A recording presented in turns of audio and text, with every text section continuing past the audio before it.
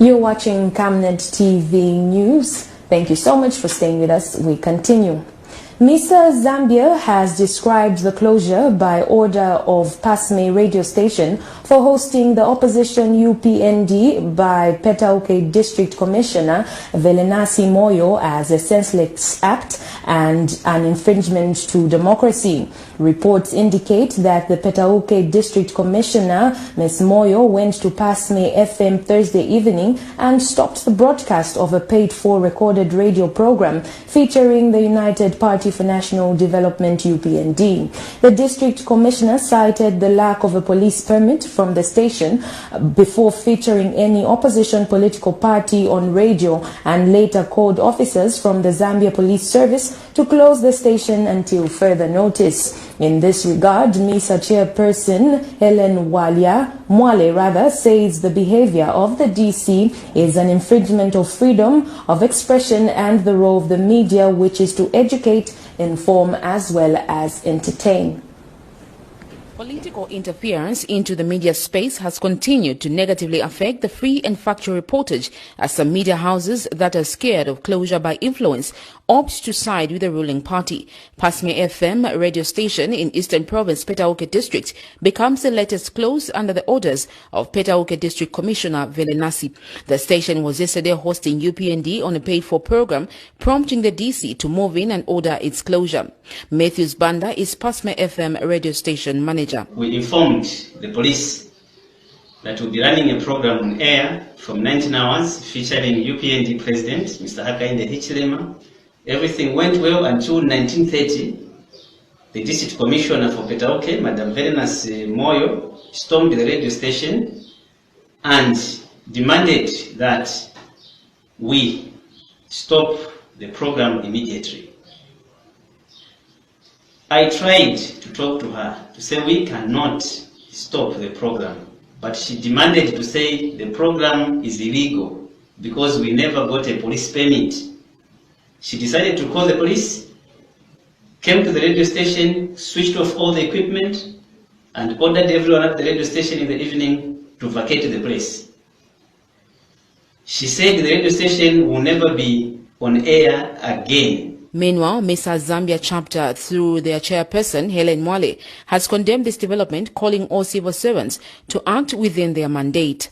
MISA Zambia finds this senseless act by the district commissioner not only primitive, but an assault and an affront to democracy and the right to citizens to fully express themselves through their freedom of expression, and hinders the ability for citizens to freely access information without intimidation whatsoever.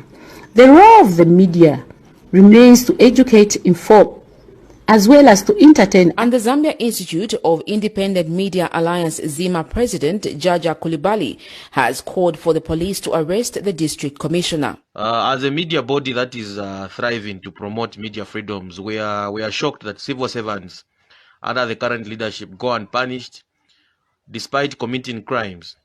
The latest ones being the Petauke District Commissioner and the Mwinilunga District Commissioner, who also blocked well-wishers from donating recently. So we want to remind the head of state that the continued uncouth behavior of his appointees will not stop until he cracks a whip. Failure to do so will cement our view that they have his blessings. We would also like to challenge the police command who have been making blanket statements on unprofessional cops to discipline the two officers who were used to close down a media house that was airing a paid-for radio program. Media houses are regulated by the Independent Broadcasting Authority as outlined in the IBA Act, but one wonders the act civil servants use to oppress the media.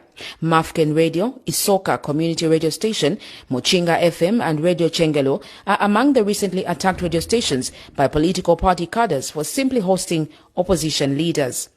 Sharon Kalimbula, Camnet News, Lusaka.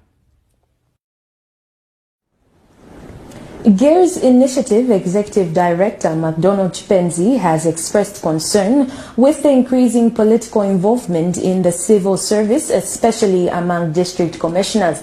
Mr. Chipenzi says it is clear civil servants are afraid of being fired, hence joining the bandwagon of political party cadres despite being civil servants. He has cited the recent behaviors of district commissioners Andrew Pandamuike and Kelly Kashiwa as vivid examples of how the civil service has been patronized and diluted with partisan politics and politicians. Mr. Chipenzi has therefore called for Mr. Pandamuike and Mr. Kashiwa to resign with immediate effect for their clear display of membership to the ruling party through their application to be considered for adoption for the vacant parliamentary seat of Lukasha. We invite the DC of Kasama, Mr. Kelly Kashiwa, and also the senior cameraman for ZNBC Kitwe Studios, Mr. Andrew Pandamuike, to read Article 186 of our Constitution, so that they appreciate that when they seek election, they have to resign as civil servants or public servants, public officers. So it is not in the right spirit of the Constitution for them to continue holding on as public servants or public officers when the law does not allow any public officer who seek election to continue serving as such.